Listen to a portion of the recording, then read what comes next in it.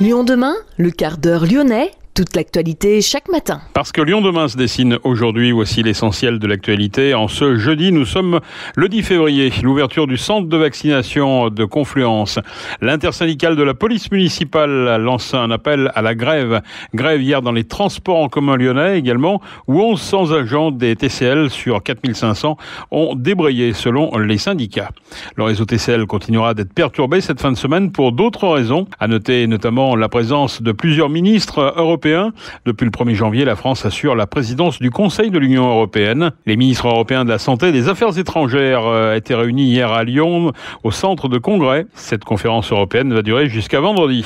Qu'est-ce que le gaz vert ? Une étude menée par GRDF révèle que 80% des sondés sont favorables au gaz vert, mais seulement 30% savent qu'ils peuvent déjà être consommés. Explication avec Sarah Bohana, qui a interrogé Guilhem Armanet, le directeur client territoire de GRDF Sud-Est. Le dernier rapport TomTom sur l'année 2021 a été publié. L'an dernier, il y a eu un petit peu moins d'embouteillages à Lyon qu'en 2019. Lyon demain, le quart d'heure lyonnais, toute l'actualité chaque matin.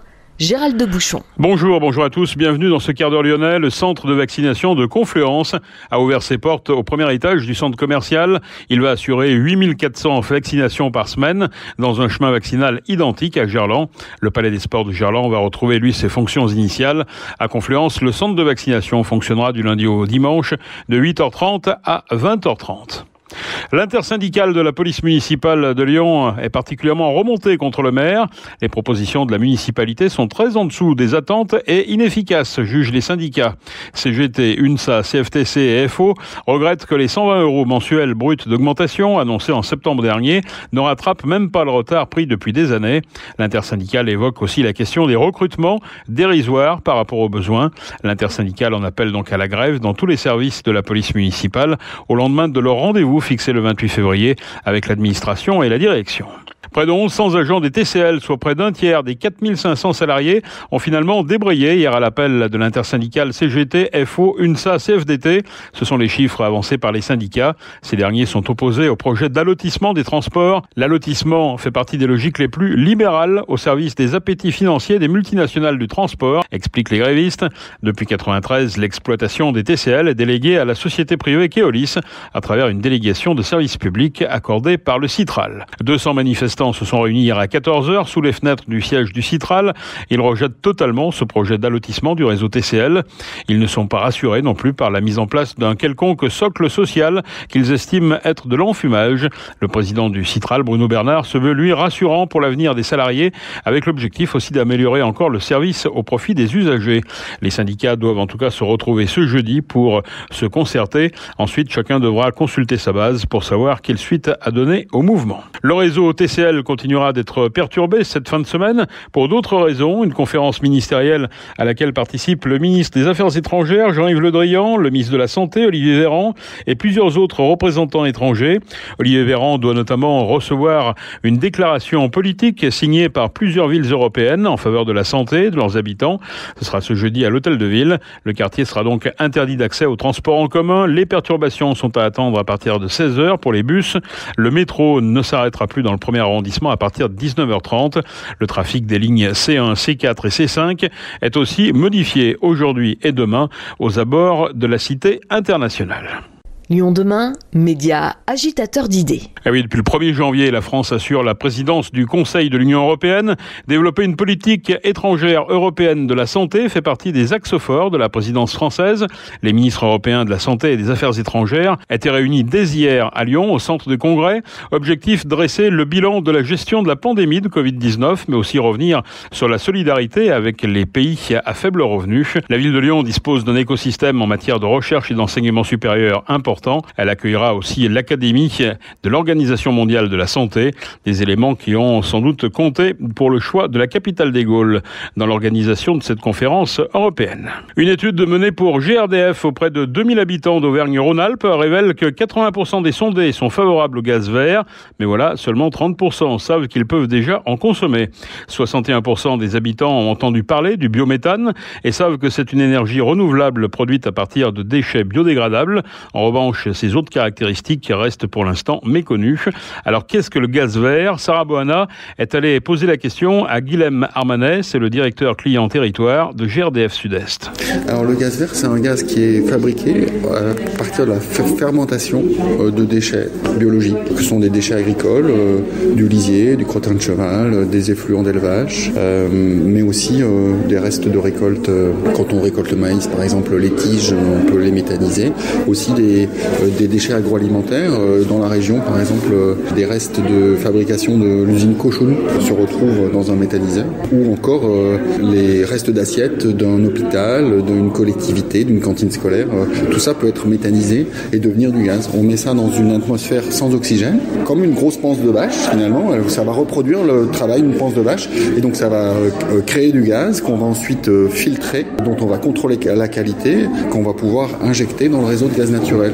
Tout à l'heure, vous parliez un peu de votre entreprise et vous disiez que vous voulez aller vers une sorte de transition plus vers du gaz vert. Oui. Concrètement, quelles sont les différences entre le gaz naturel et le gaz vert ? Le gaz naturel, qui est un gaz d'origine fossile, émet des particules de CO2. Le gaz vert, lui, d'origine renouvelable, émet 10 fois moins de CO2 et donc a une incidence sur le climat qui est 10 fois moindre. Et donc on est sur un gaz qui est issu du territoire, qui est fabriqué ici en Rhône-Alpes, en Auvergne-Rhône-Alpes, et qui contribue à l'économie circulaire.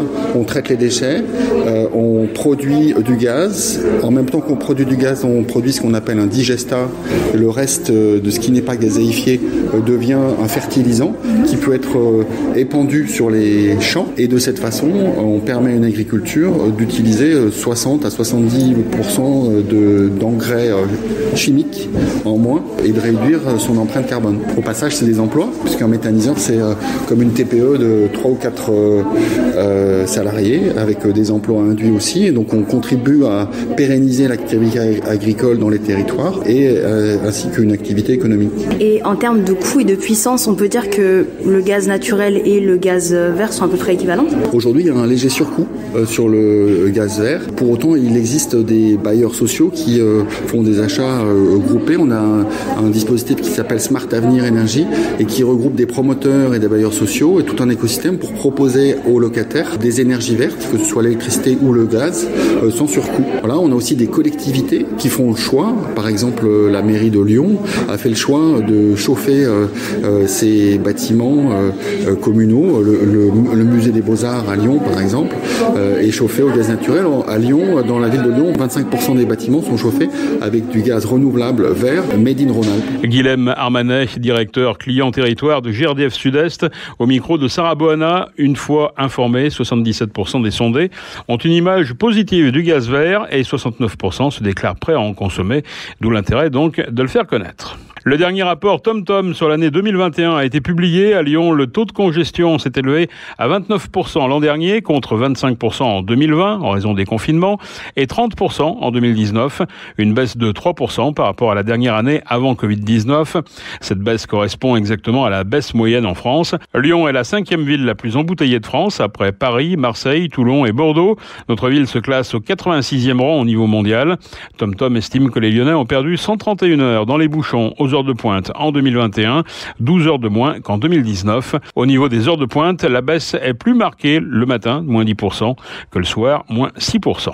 Un chiffre d'affaires de 10,2 millions d'euros pour 2021, en retrait de 5% par rapport à 2020. Navia, entreprise basée à Villeurbanne et spécialisée dans les systèmes de conduite autonome, a publié ses résultats financiers pour l'exercice écoulé. L'an dernier, Navia a commercialisé 19 navettes autonomes, les autonomes Shuttle, contre 23 unités en 2020. Après Après une expérimentation de 4 ans à Confluence, Navia va franchir une étape avec la supervision à distance d'une flotte de véhicules autonomes. Navia présentera en première mondiale la supervision à distance de sa flotte de véhicules autonomes à l'occasion du salon Autonomie à Paris qui doit se tenir les 16 et 17 mars prochains. Lyon demain, la radio lyonnaise à écouter partout dans le monde. Chloé Trespoch, la lyonnaise médaillée olympique au JO de Pékin, la snowboardeuse de 27 ans, originaire de Savoie, vit en région lyonnaise dans les Monts d'Or. Hier, elle a décroché l'argent. La jeune femme occupe un poste de chargée de communication interne au service voyageurs TGV Rhône-Alpes. La native de Bourg-Saint-Maurice a rejoint le dispositif mis en place par la Société ferroviaire française pour les athlètes de haut niveau en 2017. Opération réussie pour Ryan Cherki, le jeune attaquant lyonnais, a donné de ses nouvelles hier après son opération d'une fracture non déplacée du 5e métatarse.